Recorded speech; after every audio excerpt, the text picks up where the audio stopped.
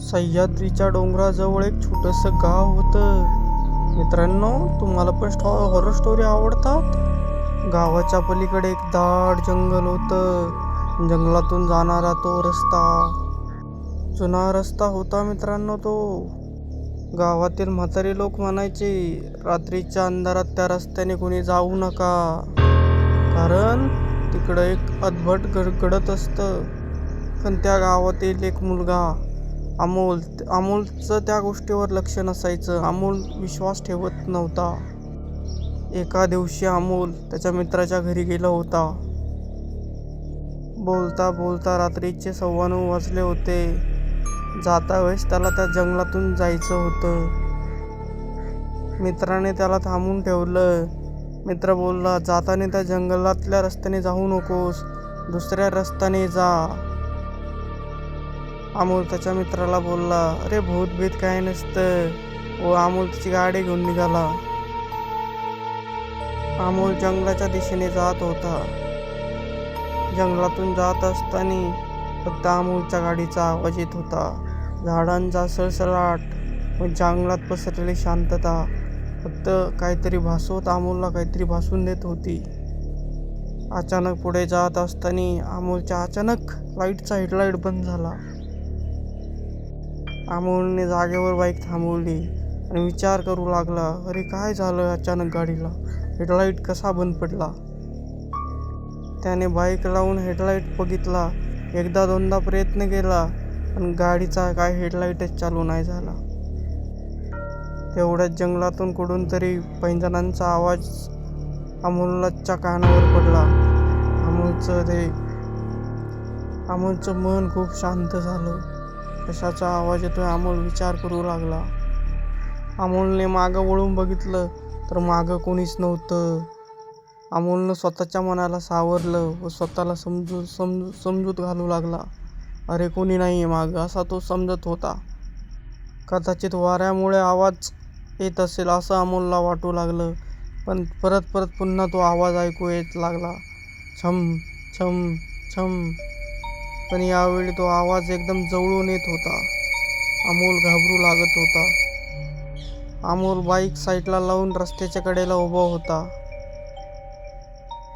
अचानक समोरच्या एका झाडापाशी कोपऱ्याला एक पांढऱ्या साडीमध्ये एक त्याला बाई उभी दिसली.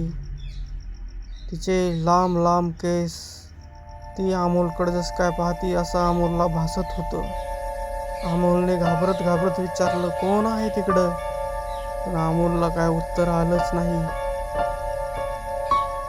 ती पांढरी शुभ्र असलेली बाई हळूहळू जंगलामध्ये सरकत होती.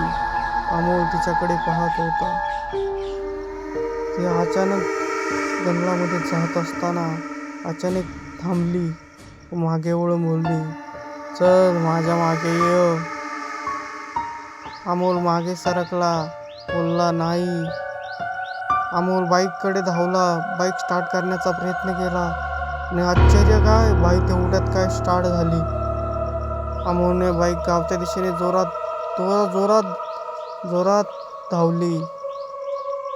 काही अंतर गेल्यानंतर अमोलला जाणवलं तो फिरून त्याच झाडापाशी येतोय, त्याच रस्त्याने गाडी चालवतोय. समोर तीच पांढऱ्या शुभ्र साडीमध्ये असलेली बाई त्याला दिसली. ती बाई त्याला म्हणत होती, य माझ्या मागे चल. अमोलने डोळे बंद केले व मनात देवाचं नाव घेऊन गाडी चालवत होता. अचानक पुढे जाऊन जंगल अचानक संपलं. जंगल संपल्यावरती अमोलने सुटकेचा श्वास घेतला. घरी गेला. घराचा दरवाजा ठोठावला. घराचं दार उघडल्यानंतर आई अचानक बोलली, अरे बाळा एवढा का घाबरलाय? तर अमोल आईला बोलला, आई आज जंगलामध्ये एक बाई दिसली होती. आई शांतपणे म्हणे, कुठे? त्या जुन्या वाड्याजवळ का? मग तिने एक जुना फोटो काढला कपाटामधून, तो एका मुलीचा होता. अमोलने फोटो पाहताच अमोलच्या अंगावरती काटा आला होता. तीच मुलगी त्या जंगलामध्ये दिसली होती. अमोल घाबरला. अमोलने थरथरत विचारलं, कोण आहे ही मुलगी? आई म्हणाली, ही तुझी मावशी आहे. त्याच जंगलामध्ये 20 वर्षापूर्वी हरवली होती. हे ऐकून अमोल काहीच बोलला नाही. अमोल शांत झाला. पण दुसऱ्या दिवशी गावात एक विचित्र घटना घडली.